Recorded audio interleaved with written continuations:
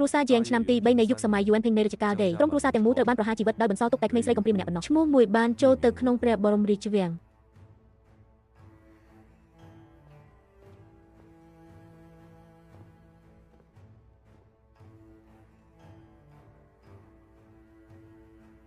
មួយក្នុងចំណោមសញ្ញាសម្គាល់គឺជាងជាមែនប្រសិនបើដីការចាប់ខ្លួនពីមាត់ទ្វារមកដល់ពេលនេះការបរិច្ចាគឈាមដើម្បីសងសឹកคล้ายជារឿងកំ pl ែងម៉ាក់នេះកំពុងឈរយូរ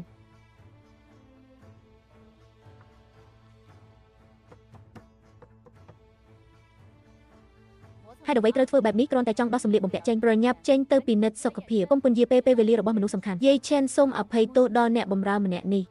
ឆ្កងក្នុងការត្រឡប់ទៅទីក្រុងហាមឃាត់វិញបន្ទាប់មកលៀនបានមក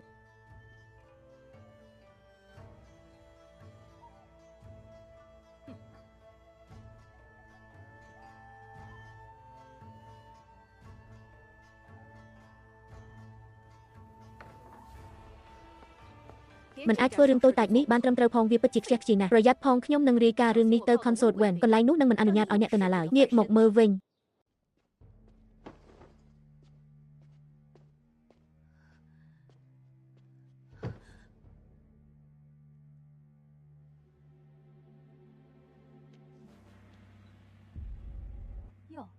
មើលមនុស្សប្រភេទនេះចោះចេញស៊ីអ្នកបម្រើស្រីដ៏រៀបនេះអាចបិទបាំងខ្លួនបានវាគ្រាន់តែខ្វក់សម្រាប់ព្រះបរមរាជវាំងប៉ុណ្ណោះមីងឲ្យសូមមេត្តាផងនេះជាទេសកលគំនិតចុងក្រោយរបស់ស្រីកំណានខ្ញុំបានអង្វរមីងរបស់ខ្ញុំឲ្យអនុញ្ញាតឲ្យខ្ញុំស្នាក់នៅដល់ចំណុចនេះឈូស៊ីវបានចូលមកកន្លែងនេះជីវិតរបស់អ្នកស្ថិតនៅក្នុងដៃរបស់គ្រួសាររាជវង្សខ្ញុំនឹងរក្សាវាទុកសម្រាប់អ្នកសម្លាញ់ដូច្នេះអ្នកនឹងមិនធ្វើអ្វីដែលអ្នកមិនគួរធ្វើរក្សាខ្សែនេះឲ្យមានសុវត្ថិភាពទី1ការចំណាយសម្រាប់ការធ្វើដំណើររបស់អ្នក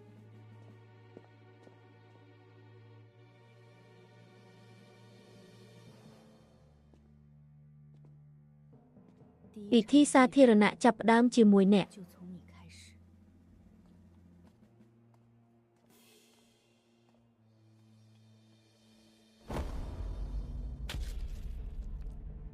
ខ្ញុំសូមអង្វរលោកឪពុកក្មេកសូមដោះលែងខ្ញុំជួយសង្គ្រោះត្បូងពេជ្ររបស់ស្រីបម្រើផងខ្សែគឺជាមរតកគ្រួសាររបស់អ្នកបម្រើមីងបានជួយអ្នកបម្រើបន្ទាប់ពីត្រូវបានប្រមូលរួចវាបានបាត់ខ្លួនយ៉ាងអាថ៌កំបាំងនេះជាការស្វែងរកសាកសព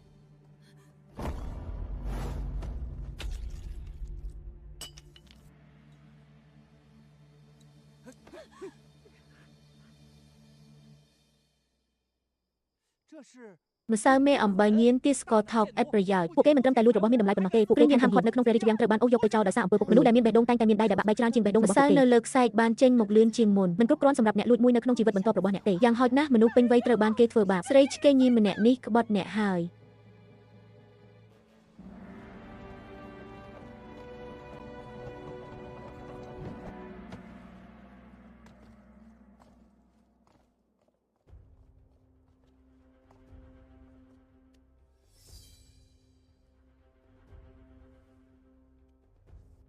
ខ្ញុំអាចជឿសំឡេងពីចម្ងាយអ្នកថ្មីថ្មងជាអ្នកបង្កបញ្ហាទាំងអស់មុខនោះពិតជា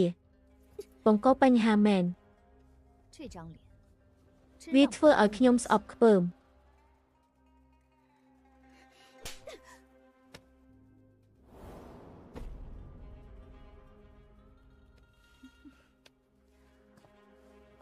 ក្លិនក្រអូបនៃពណ៌ក្រហមត្រូវបានលាយឡំជាមួយនឹងការជំរុញរបស់សត្វស្វាហាមឃាត់របស់យ៉ានវ៉ិនរស់ហួរអ្នកមុខនេះពិតជារលួយទាំងស្រុងរួចហើយ